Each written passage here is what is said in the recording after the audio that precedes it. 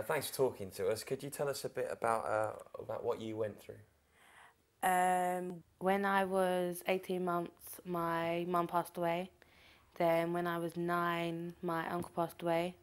And then when I was last year, February, when I was 15, I found my auntie dead in her house. So I had to call the ambulance, and obviously I wasn't at school. So then my school referred me to Jigsaw. Well, my mum died of lupus. So I didn't really know her, but she died when I was younger. My uncle died of a brain tumour. He had epilepsy, and my brother found him on the floor. And then I think he went into a coma in hospital. I'm not too sure.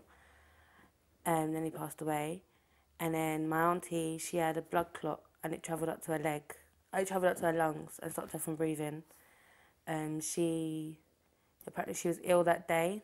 Like I saw her half an hour before I went round there, and I was like, because she lived down the road from me, and I was like, do you want anything from the shops? Because my auntie wasn't able to walk out the house. She wasn't able to walk that far, so I done a lot for her. Um, and then my cousin, my little cousin, she's 2 years younger than me. She come running around my house and was like, you need to help me. Um, like mum's not what she's gone to sleep. So I run around there, and that's when I knew that she was dead. And I called the ambulance, and they tried to get me on. They tried to get me to put her in a recovery position, but I couldn't because she was a really big lady. And I tried, like, obviously I lost my temper and I was shouting at them, and they weren't listening to me. Took them like 10 minutes to get here, the ambulance. And then I had to phone my nan, her mum, and everyone, her 5 kids. Had to phone everyone and tell them, and none of them believed me. They thought, oh, she's young, she's probably passed out. And I was like, no, she's dead, like the ambulance is here. And then me and my little cousin didn't go to school for about 2 months, and then our school decided that we needed counselling, like for a jigsaw, and then they transferred us here, and we had one-to-one through our school. 18 months and 9 is very young. How did you deal with it at that age?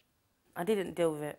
It's like, I don't know, like for the first month I was upset, but I didn't really know what was going on, and I didn't really understand, so I was a bit confused. But in the end, like I remember him, my uncle, but it was a bit, I don't know, it was, he, his death didn't really affect me more than my auntie's death, because obviously I was old enough to really understand what my auntie went through, and like I used to idolise her, and I never knew how much it would affect me when she passed away, because to me we wasn't that close, but when she passed away, actually, like, it hit me really badly. So that's when I found out that it actually did hurt. But with my uncle's death when I was 9, it didn't really. But I still think about it all the time, but it's just not the same as when my auntie passed away. What did they talk about in the counselling sessions? Um, they said that we didn't really base it on my auntie, because obviously that's why I got transferred, because of my auntie's death. But we based it on my mum, because my counsellor thought that I didn't get to grieve over my mum. So they wanted, sorry, pardon me, they wanted to base it on my mum. So we just, like, we talked about how my mum, like, I had to ask my dad questions about my mum, like her favourite, I didn't even know her favourite colour or nothing like that. And then through the counselling, I went home and I asked. And then we made a book based on my mum. Like, we wrote how she died and what I'm going to miss, like what I'm going to miss when I'm older, not having her. And then, like, I done a page about my uncle and my auntie. But the counselling was all majority on my mum, about how I feel, and about the problems and sort of stuff. Do you think it's helpful to talk about these things? Um, it's I don't mind talking about what happened with my mum, but I don't mind talking about anything. But it gets me upset sometimes if I talk it to my dad and my nan, because I think it's because them two were the closest to the people that died. So I don't really like talking about it towards them because it gets me upset, and then they get upset. So Was there someone in particular that you went to in this situation? yeah, I had Chris O'Leary, and she helped me a lot. Like, I still talk to her now when I see her, and she still asks me how I am and everything. And she was the one that she's the one I had all the time. And like she said, at one point she couldn't come into my school for like a couple of weeks, And she said, do I want someone else? And I was like, no, because of it's like I put everything into her. It's like she was my main one. I didn't want anyone else. And could you explain to us how you got in contact with Jigsaw4u? Yeah. My year coordinator rang me up before I come back to school and said, we would like to put you through to Jigsaw4u. And we was like, oh, what is it? And she told us about it. She told us that like it's grief counselling and they help us because they thought where I was never in school, they thought we needed it, me and my cousin.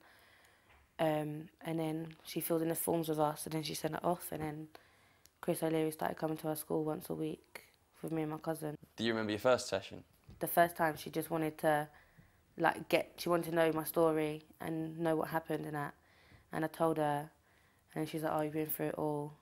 She's like, for a strong girl like me, she's like, for all the stuff I've been through, I'm a strong enough girl to handle it all.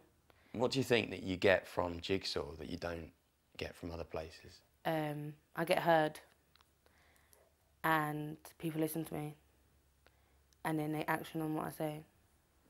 I'm on Young Inspectors with Jigsaw4u, and for example, I inspect services around a certain borough, and then I make a community report and then send it to Any, then he finalises it and puts it in a big report and send it to the service we inspected, and it has like what we think they should change for young people and disability people, and then they action what we say, like they action what we suggest, and then 6 months later we go re-inspect the service to see if they've actioned it and to see if they've made it better.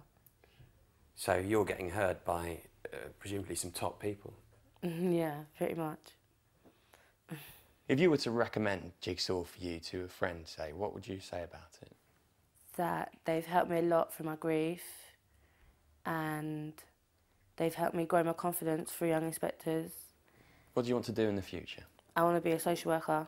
I want to work with abused families and probation work with young youths.